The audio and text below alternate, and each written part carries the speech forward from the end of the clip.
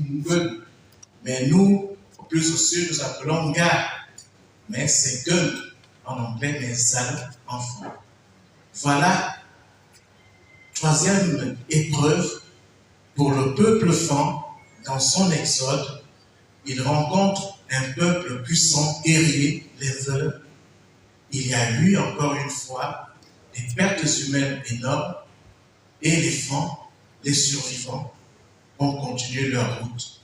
Et après cette zone de montagne, ils ont rencontré un autre relief, la forêt. Ils sont donc entrés en forêt, tout en sachant que derrière, au panneau de Oiseau des biens, à neuf à ils ont marché pendant des mois, peut-être des années, et ils ont rencontré un obstacle naturel qui était humainement difficile à dépasser. C'est un gros arbre et tout autour une étendue d'eau que même le plus grand nageur ne pouvait pas prendre le risque de traverser à la nage. Et si vous êtes un grand nageur, si vous êtes père de famille, qui va faire traverser madame, qui va faire traverser les enfants, les frères, etc. Voilà, quatrième obstacle. Et à cet endroit, il y avait un monsieur qui assujettissait tous les étrangers qui passaient par son territoire et en faisait ses esclaves.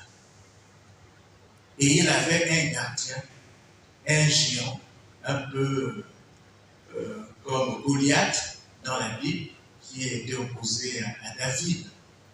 C'était un monstre, pour parler simplement. Et c'est ce monstre-là, ce Goliath, qui veillait sur les esclaves. Et les femmes, arrivés à ce point, ont baissé la garde, ont accepté de se soumettre à ce chef et de se faire passer pour ses esclaves, mais avec l'idée que nous devons partir de là. Yomerona à part, et vous ne pas se concerter, et vous ne pas une décision pour l'avenir. Alors, pendant qu'ils étaient là, les sages se concertaient. Comment partir d'ici? Et ils ont eu l'idée ingénieuse de creuser, de faire un tunnel dans l'intérieur de ce gros arbre parce que cet arbre donnait à l'autre rive. Et ils l'ont fait tranquillement, dans le silence, à l'insu justement de ce gardien, de ce Goliath. Et lorsqu'ils sont arrivés au bout du tunnel, ils se sont réorganisés pour organiser cette fois-ci la fuite, le départ. Et il y avait parmi les femmes un génie, quelqu'un qui jouait très bien du tambour, Bob, qui jouait très bien du tambour.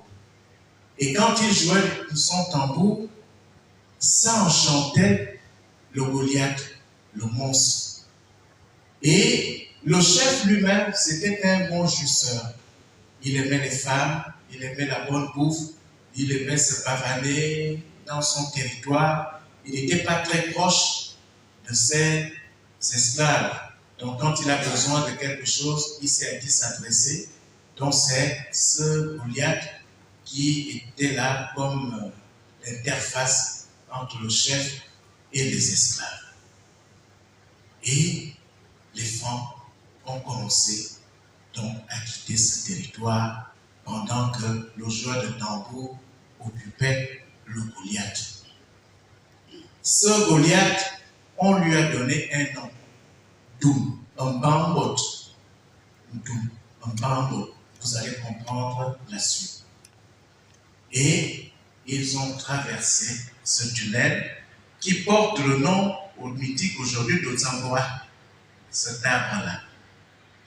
Et lorsque le dernier, avant le joueur de tambour, entrait dans le tunnel, il devait faire signe aux joueurs de tambour que c'est maintenant ton tour pour que ce soit une manière à connaître. Alerte aux joueurs de tambour et il donna une phrase vraiment bon, comme avant la mettre là, bon.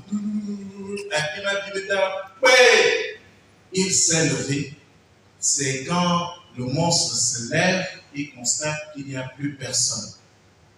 Tous les esclaves sont partis. Et vous imaginez, quelle réponse va-t-il donner à son maître? Voilà ce monstre qui lui aussi entre dans le tunnel. Malheureusement pour lui, arrivé au bout du tunnel, ses membres, ses épaules n'ont pas pu lui permettre de traverser. Seule sa tête est sortie, mais les épaules l'ont bloqué. Il ne pouvait plus reculer, il ne pouvait plus avancer. Et quand les patriarches femmes ont vu que, hey, il ne peut plus nous retrouver. Qu'est-ce qu'ils ont décidé? Ils ont dit,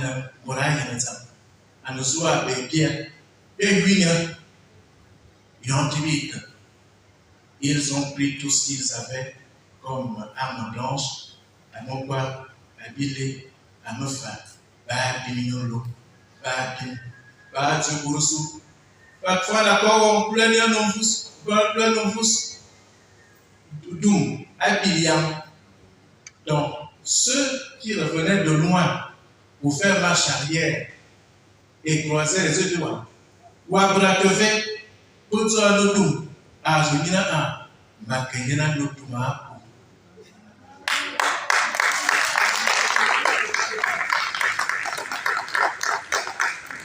Yomewona Doum, Ayo.